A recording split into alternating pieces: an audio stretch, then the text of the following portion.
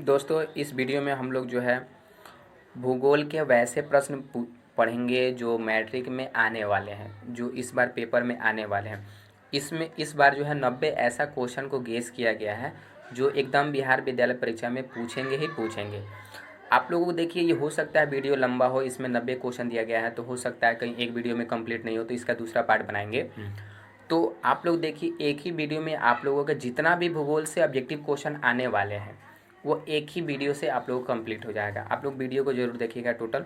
और इसमें जो है मल्टीपल चॉइस वाला नहीं बनाया गया, क्योंकि वो सारे क्वेश्चन जो है 4 ऑप्शन दिए जाते हैं तो लड़के कन्फ्यूज हो जाते हैं कि कैसे याद करना है। तो आप यहाँ पे अति लघु उत्तरीय बनाया गया है कि मतलब एक क्वेश्चन का और एक वाक्य में उसका आंसर दिया गया है। इससे क्या होगा कि आपको क्वेश्चन का आंसर तो सटीक रूप से पता हो जाएगा, और जब आप लोगों को प्रैक्टिस बुक आएगा तो उसमें आप लोग जो है आसानी से देख सकते हैं कि इसका आंसर क्या होगा। यहाँ पे देखिए क्या होगा कि पूछा जा रहा है पहले कि प्राणियों के शरीर में कितना प्रतिशत जल होता है। अर्थात कोई भी मतलब प्राणी है, ठीक है, कोई भी जीव जंतु है तो उसमें जो है उसके शरीर का कुल कितना प्रतिशत जो है उसमें जल की मात्रा होती है। तो किसी भी प्राणियों के शरीर में जो है जल की मात्रा उसके शरीर का 65% होता है। अर्थात प्राणियों के शरीर में कितना प्रतिशत जल की मात्रा निहित होती है, तो 65%। फिर यहाँ पे पूछा जा रहा है कि मैग्नीज उत्पादन में भारत का विश्व में कौन सा स्थान है। यानी पूछा जा रहा है कि जो मैग्नीज उत्पादन में भारत का विश्व में कौन सा स्थान है, तो तीसरा स्थान है।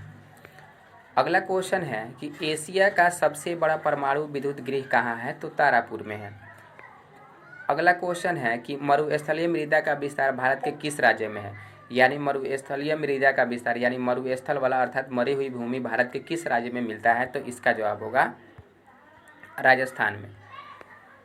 यहाँ पे एक कथन है महात्मा गांधी का जो आप लोगों को याद कर लेने लायक है। महात्मा गांधी कहते हैं कि हमारे पास पेट भरने के लिए तो बहुत कुछ है। बात तो सही है कि हम लोग जो है पेट भरने के लिए अपना तो बहुत सारा काम करके पेट भर लेते हैं, लेकिन हमारे पास इतना नहीं हो सकता है कि हम पेट ही भर लें। अर्थात गरीब मजदूर के पास इतना नहीं होता है कि जो है पालन पोषण करने के बाद जो है अपने भविष्य के लिए कुछ बचा सके। तो यहाँ पे महात्मा गांधी ने कहा था कि हमारे पास पेट भरने के लिए बहुत कुछ है, लेकिन पेट ही भरने के लिए कुछ नहीं। किसने कहा था, तो महात्मा गांधी ने कहा था। यहाँ पे देखिए सौर ऊर्जा, सौर ऊर्जा किस प्रकार का संसाधन है, तो आपको बता देते हैं कि उत्पत्ति के आधार पर संसाधन जो होते हैं 2 प्रकार के होते हैं। एक होते हैं नवीकरणीय संसाधन और एक होते हैं अनवीकरणीय संसाधन। यानी कि कुछ ऐसे संसाधन होते हैं जिसको एक बार प्रयोग करने के बाद फिर से प्राप्त नहीं कर सकते हैं, तो उसे हम लोग कहेंगे अनवीकरणीय। और कुछ ऐसे संसाधन होते हैं जिसको हम लोग बार बार जो है प्राप्त कर सकते हैं, जैसे सौर ऊर्जा है, तो उसे नवीकरणीय कहेंगे या पुनः पूर्ति योग्य कहेंगे। तो पूछा जा रहा है कि सौर ऊर्जा किस प्रकार का संसाधन है, तो नवीकरणीय कहिए या पुनः पूर्ति योग्य कहिए। भारत का राष्ट्रीय पक्षी मोर। फिर अगला क्वेश्चन है कि भारत का राष्ट्रीय पशु कौन है, तो बाघ। अगला क्वेश्चन, नर्मदा बचाओ अभियान के नेता कौन थे, तो मेधा पाटेकर। मेधा पाटेकर ने जो है नर्मदा बचाओ अभियान चलाया था। फिर पूछा जा रहा है कि भारत में सबसे बड़ा लौह उत्पादक, अर्थात पूछा जा रहा है कि भारत के किस राज्य में सबसे अधिक लोहा का उत्पादन होता है, तो कर्नाटक में। और एक और क्वेश्चन पूछा जा सकता है कि छत्तीसगढ़ में देश का कुल कितना प्रतिशत जो है लोहा का उत्पादन होता है, तो 20%। अर्थात सबसे ज़्यादा कहाँ पर उत्पादन होता है, भारत में सबसे अधिक लोहा का उत्पादन कहाँ होता है, तो कर्नाटक में। और देश का 20% जो है लोहा का उत्पादन कहाँ होता है, तो छत्तीसगढ़ में होता है। अगला क्वेश्चन है कि 1 टन इस्पात बनाने में कितना मैग्नीज का प्रयोग होता है, तो 10 kg। अब देखिए यहाँ पे पूछा जा रहा है कि एल्युमिनियम जो बनाया जाता है तो उसके लिए जो है खनिज, यानी कौन सा खनिज का प्रयोग किया जाता है, यानी किस खनिज से एल्युमिनियम बनाया जाता है, तो बॉक्साइट खनिज से जो है एल्युमिनियम बनाया जाता है। अर्थात बॉक्साइट से क्या बनाया जाता है, एल्युमिनियम बनाया जाता है। यहाँ पे पूछा जा रहा है कि देश में जो है तांबे का कुल कितना भंडार है, यानी अभी तक कितना देखा गया है कि तांबा है। देखिए यहाँ पे क्या है कि पूछा जा रहा है कि बिहार झारखंड में देश का कितना प्रतिशत अभ्रक का उत्पादन होता है। तो आपको पता होना चाहिए कि भारत देश में सबसे अधिक जो कोयला का उत्पादन होता है वो झारखंड में होता है। और अभ्रक का यदि पूछा जाएगा कि भारत में सबसे अधिक अभ्रक का उत्पादन कहाँ होता है, तो बिहार और झारखंड में होता है। और भारत देश का कितना प्रतिशत अभ्रक का उत्पादन जो है बिहार और झारखंड करता है, तो ये 80%। अर्थात भारत का कितना प्रतिशत अभ्रक का उत्पादन बिहार और झारखंड में होता है, तो 80%। ये अगला क्वेश्चन है कि यूरेनियम का प्रमुख उत्पादन केंद्र कहाँ है। यूरेनियम का प्रमुख उत्पादन केंद्र कहाँ है? जादूगोड़ा में है।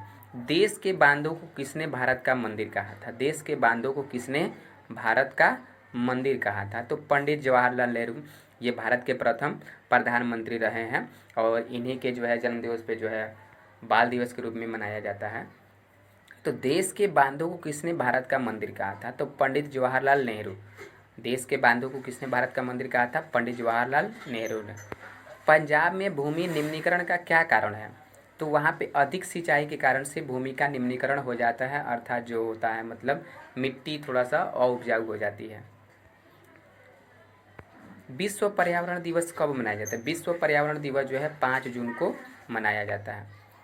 भाखड़ा नंगल परियोजना किस नदी पर अवस्थित है? तो सतलज नदी पर अवस्थित है।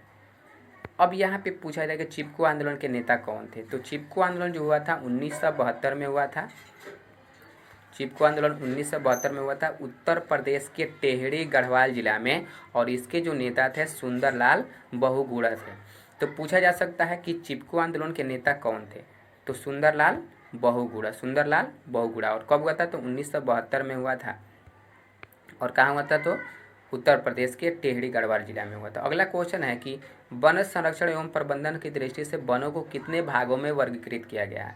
वन संरक्षण एवं प्रबंधन की दृष्टि से वनों को कितने भागों में वर्गीकृत किया गया है? तो 3 भागों में किया गया है। मैंग्रोव वन का विस्तार सबसे अधिक कहाँ है? तो सुंदरवन में है। सरदार सरोवर बांध किस नदी पर अवस्थित है? तो नर्मदा नदी पर।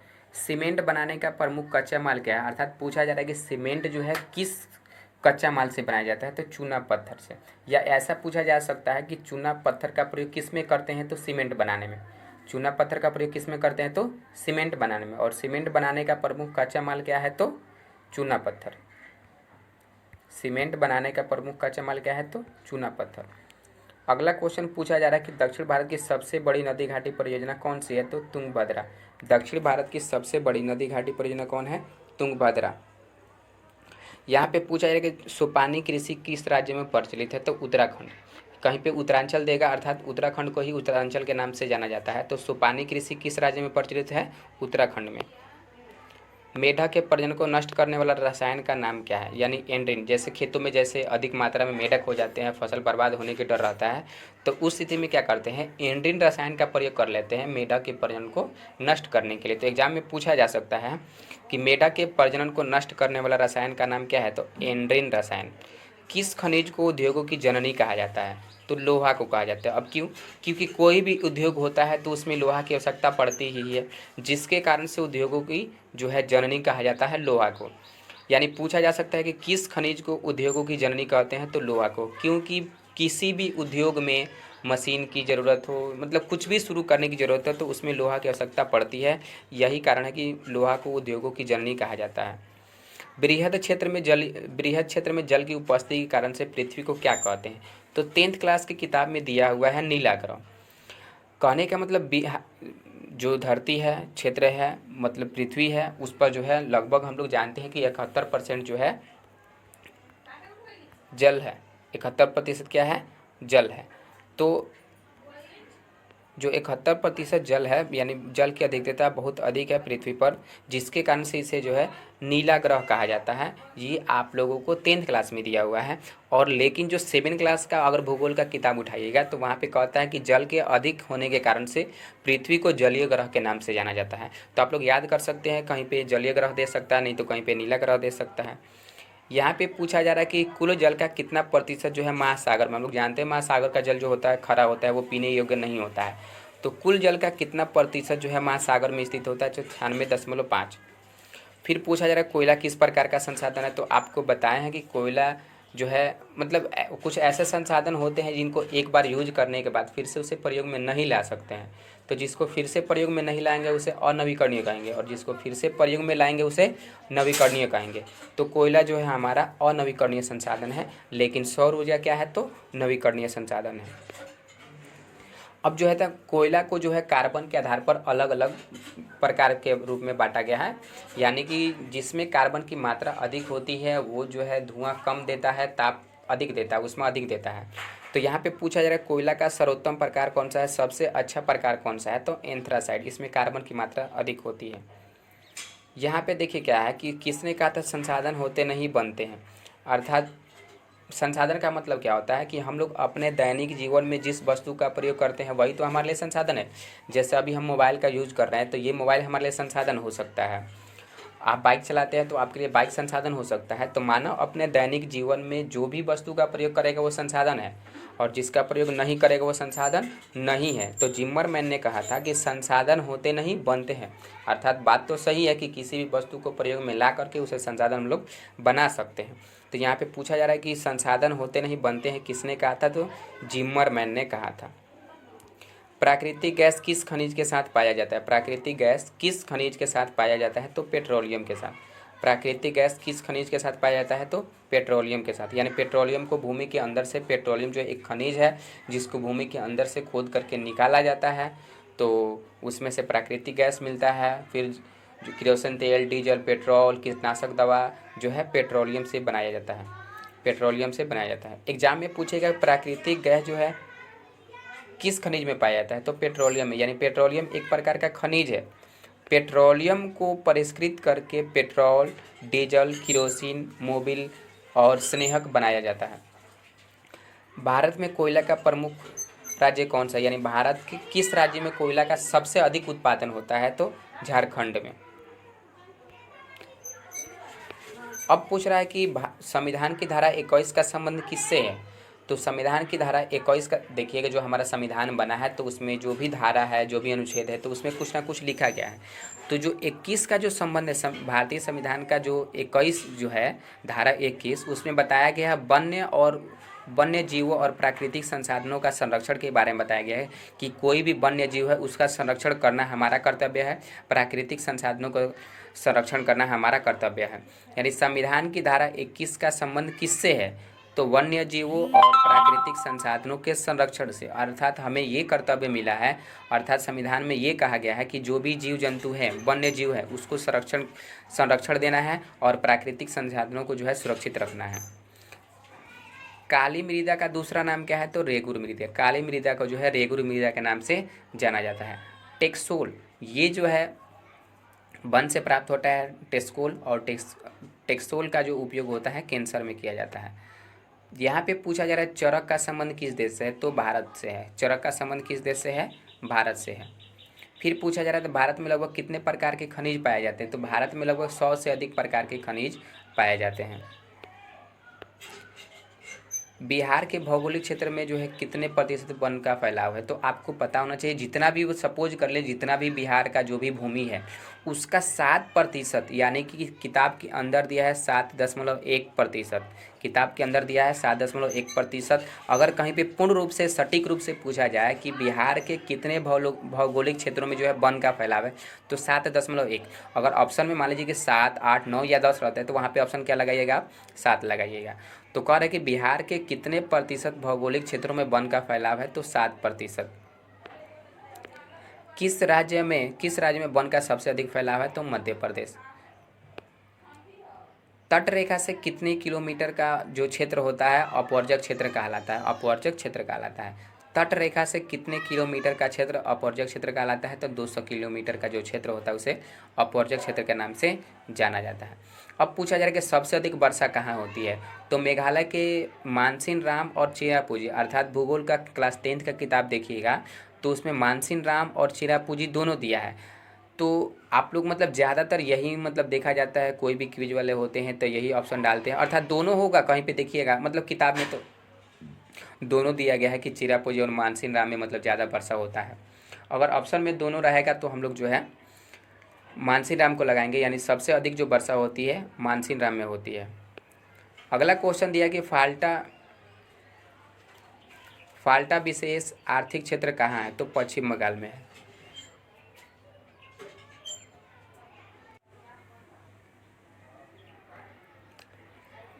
यहाँ पे क्वेश्चन है फाल्टा विशेष आर्थिक क्षेत्र कहाँ है, तो पश्चिम बंगाल में है। स्वतंत्रता प्राप्ति के समय देश में कुल सड़कों की लंबाई कितनी थी, स्वतंत्रता प्राप्ति के समय देश में कुल सड़कों की लंबाई कितनी थी? तो कच्ची और पक्की सड़कों को मिलाकर के 3.88 लाख किलोमीटर था। यानी कच्ची सड़कें और पक्की सड़कें को मिला करके जो टोटल यहाँ पे बताया गया है कि स्वतंत्रता प्राप्ति के समय कच्ची सड़कों और पक्की सड़कों की कुल लंबाई कितनी थी? तो 3.88 लाख किलोमीटर। यहाँ पे पूछा जा रहा है कि पक्की सड़कों की दृष्टि से देश में प्रथम स्थान किस राज्य का है? पक्की सड़कों की दृष्टि से देश में प्रथम स्थान किस राज्य का है? तो महाराष्ट्र। भारतीय डाक को कुल कितने क्षेत्रों में बांटा गया? भारतीय डाक को जो है कुल कितने क्षेत्रों में बांटा गया? तो कहने का मतलब कोई भी चीज़ होता है तो अगर हम लोग जो है उसको डिवाइड कर लेते हैं तो आसानी से जो है हैंडल हो जाता है। तो भारतीय डाक को जो टोटल जो है 8 क्षेत्रों में बांटा गया है। अगर कोई पूछेगा बिहार झारखंड का डाक नंबर क्या है? तो 8 है।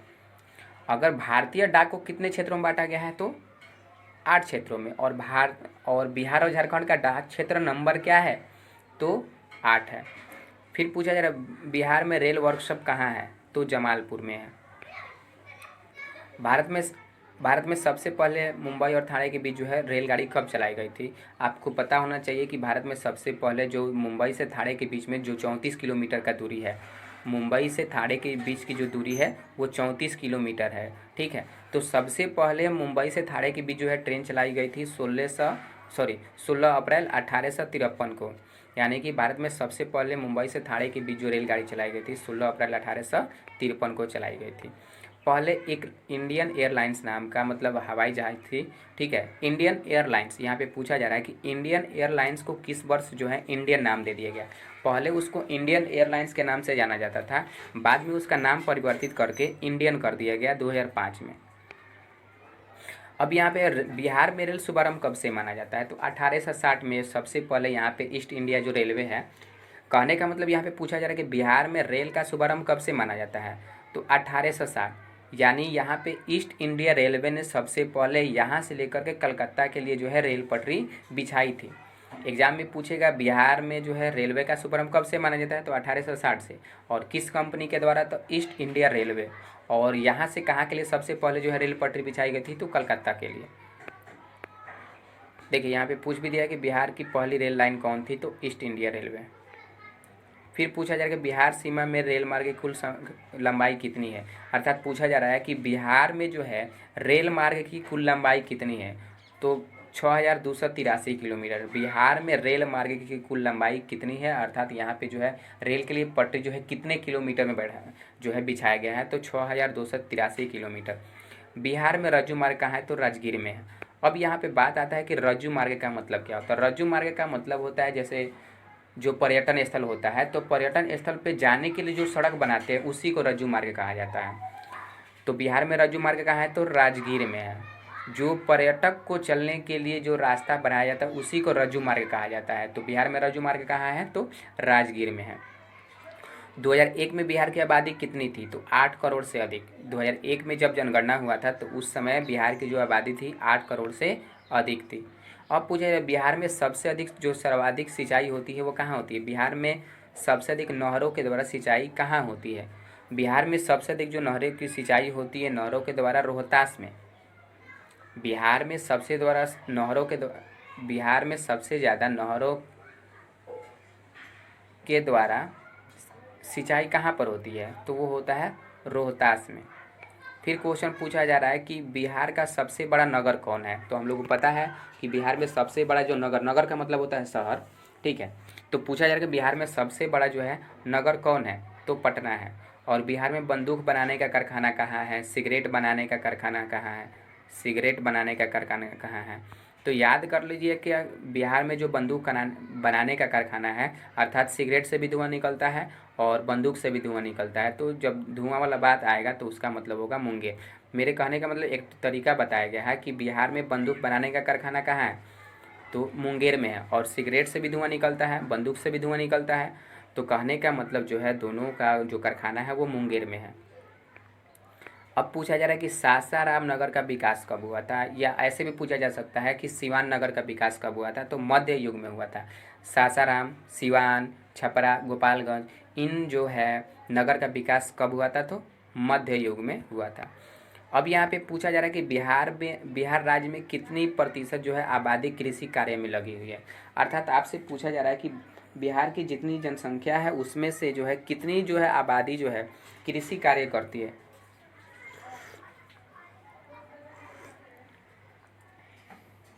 बिहार राज्य में कितनी प्रतिशत आबादी जो है कृषि कार्य में लगी हुई है।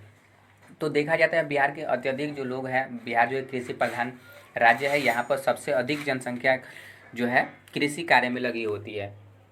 तो यहाँ पे ये देखा जाता है कि बिहार की लगभग 80% आबादी जो है वो कृषि कार्य में लगी हुई है। अब पूछा जा रहा है कि बिहार में कितने क्षेत्र में जो है कृषि कार्य होती है। वहाँ पे था 80%, क्या कि 80% जितने लोग हैं बिहार में, जितने लोग हैं उसके 80% लोग जो है कृषि कार्य में लगे हैं। अब यहाँ पे पूछा जाएगा बिहार में कितने क्षेत्र में कृषि होती है। अर्थात कहने का मतलब क्या है कि बिहार का जो भौगोलिक क्षेत्र है, जितना भूमि है, उसमें से कितना पर जो है कृषि की जाती है, तो 60%। यहाँ पे लड़का कन्फ्यूज होगा 60 किसको बोलना है, तो याद कर लीजिए कि जब पूछेगा कितनी प्रतिशत आबादी तो वहाँ पे होगा 80%, और कितने प्रतिशत भौगोलिक क्षेत्र में तो वहाँ पे होगा 60। यहाँ पे 2001 की जनगणना के अनुसार जो है बिहार की जो है नगरीय आबादी कितनी थी। नगरीय का मतलब होता है शहरीकरण, अर्थात बिहार में जो है कितने प्रतिशत 2001 में लोग थे कि जो नगर में रहते थे, अर्थात शहर में रहते थे, तो होगा इसका 10.5%। तो फिर ग्रामीण आबादी कितनी होगी, तो 89.5। कोसी नदी घाटी परियोजना का प्रारंभ कब हुआ था। कोसी नदी घाटी परियोजना का प्रारंभ जो हुआ था 1955 में हुआ था। वैसे ये ऑप्शन में दिया है 1955, और किताब के अंदर देखिएगा तो 1954 दिया है।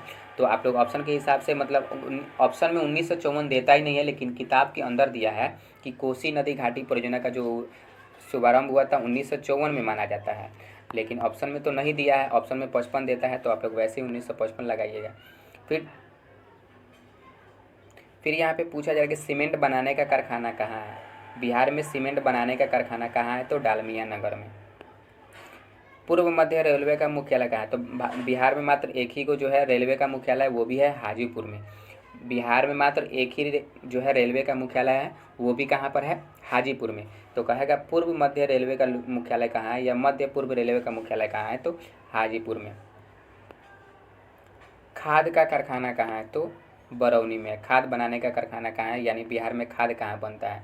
किस नगर में कालीन तैयार किया जाता है, तो दाऊद नगर और ओबरा। किताब के अंदर जो है दिया है कि जो कालीन होता है जो बिछाने वाला, वो जो है दाऊद नगर में और ओबरा में, दोनों जगह जो है कालीन तैयार किया जाता है, लेकिन ऑप्शन में कहीं पे दोनों दे देता है, तो ज़्यादातर जो उचित होता है वहाँ पे दाऊद नगर ही लगाइएगा। फिर क्वेश्चन पूछ रहा है कि संजय गांधी जैविक उद्यान कहाँ है, तो पटना में है। फिर पूछ रहा है कि पटना के हवाई अड्डे का नाम क्या है। पटना के हवाई अड्डे का नाम क्या है, तो जयप्रकाश अंतर्राष्ट्रीय हवाई पत्तन। पटना का गोलघर क्यों बना था, तो अनाज रखने के लिए बना था। किस नदी को बिहार का शोक कहा जाता है। पूछा जा रहा है यहाँ पे कि किस नदी को जो है बिहार का शोक कहा जाता है, तो कोसी नदी को बिहार का शोक कहा जाता है। हैस्यूर विधि का विकास किसने किया था। हैस्यूर विधि का विकास किसने किया था, तो लेहमान ने किया था। एग्जाम में पूछा जा सकता है कि हैस्यूर विधि का विकास किसने किया था, लेहमान ने, और कहाँ का रहने वाला था, तो ऑस्ट्रिया का रहने वाला था।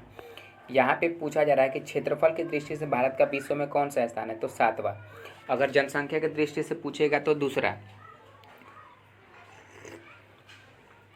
अगर एग्जाम में पूछता है कि जनसंख्या की दृष्टि से भारत का विश्व में कौन सा स्थान है, तो दूसरा, और क्षेत्रफल की दृष्टि से पूछेगा तो 7वां। भारत का जलीय जीव कौन सा है, तो डल्फिन। यानी भारत ने जो है डल्फिन को जलीय जीव घोषित किया है। जैसे राष्ट्रीय पशु बाघ, राष्ट्रीय पक्षी मोर, तो वैसे ही जलीय जीव जो है डल्फिन है। भारतीय जलीय जीव जो है कौन है, डल्फिन है। अब एग्जाम में मतलब 4 ऑप्शन देता है, पूछता है कि इनमें से कौन ऐसा जो जानवर है केवल भारत में ही पाया जाता है, तो उसका जवाब होगा डल्फिन, क्योंकि जो भारत का ये जलीय जीव है वो है डल्फिन। तो एग्जाम में पूछा जा सकता है कि भारत का जलीय जीव कौन सा है, तो डल्फिन। और निम्नलिखित में से कौन जो है केवल भारत में ही पाया जाता है, तो डल्फिन ही उसका जवाब होगा। गंगा नदी पर गांधी सेतु पुल किस शहर के करीब बनाया गया, तो ये पटना। देखिएगा आप लोग हाजीपुर से जब पटना जाते हैं तो उसके बीच में गंगा नदी पड़ता है, तो उसके ऊपर जो पुल बनाया गया है उसको जो है गांधी सेतु पुल कहा जाता है। तो ये पटना नदी के किनारे बना हुआ है। गोंडवाना समूह के कोयले का निर्माण कब हुआ, तो 20 लाख वर्ष पूर्व। गोंडवाना समूह देखिएगा जो झारखंड में मिलेगा, और झारखंड में जो है सबसे अधिक, भारत में सबसे अधिक जो है झारखंड में कोयला का उत्पादन होता है, और ये गोंडवाना समूह के कोयले से निकाला जाता है। और गोंडवाना समूह कोयले का निर्माण कब हुआ था? तो 20 लाख वर्ष पूर्व हुआ था। गोंडवाना समूह में भारत का लगभग कितना प्रतिशत? तो 96%। आपको पहले ही बताया कि भारत में सबसे अधिक कोयला का उत्पादन कहाँ होता है? तो झारखंड में होता है, ठीक है। और कहाँ से? तो गोंडवाना समूह से। और उसका विकास कब हुआ था? तो 20 लाख वर्ष पहले हुआ था। और कितना प्रतिशत जो होता है? तो 96% कोयला का उत्पादन जो होता है झारखंड से ही होता है। अब यहाँ पे क्वेश्चन पूछ रहा है कि स्मॉल इज ब्यूटीफुल पुस्तक के लेखक कौन है? तो सुमशेर। स्मॉल इज ब्यूटीफुल पुस्तक के लेखक का नाम क्या है? सुमशेर। और उस पुस्तक में जो है गांधी जी के विचारों का वर्णन किया गया है। उस पुस्तक में जो है गांधी जी के विचारों का वर्णन किया गया है, अर्थात स्मॉल इज ब्यूटीफुल पुस्तक में किसके विचारों का वर्णन किया गया है? तो गांधी जी। अब पूछा जा रहा है कि नेपा नगर किस लिए जो है विख्यात है? तो वहाँ पे अखबारी कागज बनता है, यानी जो पेपर आप लोग देखते हैं उसके लिए जो कागज बनता है वो नेपा नगर में बनता है, इसके लिए वो विख्यात है। भोपाल गैस त्रासदी कब हुआ था? तो 1984 में हुआ था। भोपाल गैस त्रासदी जो है 1984 में हुआ था, जिसमें जो है मिथाइल आइसोसाइनेट गैस का रिसाव हुआ था। एग्जाम में पूछा जा सकता है कि भोपाल गैस त्रासदी में किस गैस का रिसाव हुआ था? Methyl isocyanate. और ये घटना कब हुआ था? तो 1984 में हुआ था। भारत में पहले समाचार पत्र का नाम क्या था? भारत में सबसे पहले समाचार पत्र का नाम क्या था? तो बंगाल गजट। अगर ऐसे पूछेगा कि भारत में सबसे पहले विदेशियों के द्वारा किस पत्र को निकाला गया था? तो बंगाल गजट। और फिर उसके बाद कुछ दिन चला बंगाल गजट, उसके बाद बंद कर दिया गया। फिर भारतीय लोगों ने जो उसको शुरू किया और उसी नाम से, अर्थात बंगाल गजट के ही नाम से। तो अगर ऐसे पूछेगा कि विदेशियों के द्वारा सबसे पहला जो समाचार पत्रिका निकाला गया था वो कौन था? तो बंगाल गजट। और भारतीयों के द्वारा तो बंगाल गजट। और जो है भारत में समाचार पत्र निकालने का श्रेय किसको दिया जाता है? तो जेके हिक्की को। भारत में समाचार पत्र निकालने का जो है श्रेय किसको दिया जाता है? तो जेके हिक्की को। यहाँ पे पूछा जाएगा बिहार झारखंड का विभाजन कब हुआ था? बिहार झारखंड का विभाजन कब हुआ था? तो आप लोगों को पता होना चाहिए कि जो झारखंड राज्य है वो पहले बिहार में हुआ करता था। तो 15 नवंबर 2000 को जो है अलग करके झारखंड राज्य का गठन कर दिया गया। बिहार का कौन सा क्षेत्र जो है बाढ़ग्रस्त है? तो बिहार का उत्तरी जो क्षेत्र है बाढ़ग्रस्त है। अब यहाँ पे पूछा जा रहा है पृथ्वी के अंदर होने वाली अचानक कंपन को क्या कहते हैं? देखिएगा कभी कभी जो होता है हमारा पृथ्वी हिलने लगता है, लोग घर से बाहर निकलने लगते हैं, तो लोग बोलते हैं कि भूकंप आया, भूकंप आया। यानी कहने का मतलब क्या होता है कि पृथ्वी के अंदर होने वाली अचानक जो कंपन होता है उसी को क्या कहते हैं? भूकंप कहते हैं। अगर वही कंपन महासागर में होगा, समुद्र में होगा, तो उसी को सुनामी कहेंगे। अगर वही पृथ्वी अगर भूपटल के नीचे होता है तो उसको कहेंगे हम लोग भूकंप, और वही समुद्र में अगर होगा तो उसी को कहेंगे हम लोग सुनामी। यहाँ पे पूछा जा रहा है कि मलबे के नीचे दबे लोगों को पता किसके द्वारा लगाया जाता है? इंफ्रारेड कैमरा होता है। देखिएगा जब भूकंप आता है, बाढ़ आता है, तो उस समय जब भागते वक्त जो है कुछ लोग जो है भूमि के अंदर दब जाते हैं, मिट्टी में जो है मलबे में दब जाते हैं, तो उसको जो है इंफ्रारेड कैमरा का प्रयोग किया जाता है। और मतलब मलबे के नीचे दबे हुए लोगों को पता लगाने के लिए इंफ्रारेड कैमरे का प्रयोग किया जाता है। भूकंप संभावित क्षेत्रों में भवनों की आकृति कैसी होनी चाहिए? भूकंप संभावित क्षेत्रों में भवनों की आकृति जो होनी चाहिए आयताकार होनी चाहिए। अर्थात जहाँ पर देखिए भूकंप आने की संभावना अधिक होती है तो वहाँ पे आयताकार जो है घर बनाना चाहिए, ताकि जो भूकंप से उस पर ज़्यादा प्रभाव न हो। यहाँ पे पूछा जा रहा है कि द्वितीय पृथ्वी सम्मेलन को किस नाम से जाना जाता है? तो +5 सम्मेलन के नाम से जाना जाता है। द्वितीय पृथ्वी सम्मेलन को किस नाम से जाना जाता है? तो +5 सम्मेलन के नाम से जाना जाता है। दोस्तों इसके बाद जो हम वीडियो बनाएंगे सब्जेक्टिव क्वेश्चन का बनेगा, उस वीडियो को भी आप लोग जा कर के देख सकते हैं। और यदि अच्छा लगे तो मतलब सब्सक्राइब कर लीजिएगा मेरे चैनल को। अगर मतलब अच्छा नहीं लगा होगा तो सब्सक्राइब करने की कोई ज़रूरत नहीं है, शेयर करने की कोई ज़रूरत नहीं है।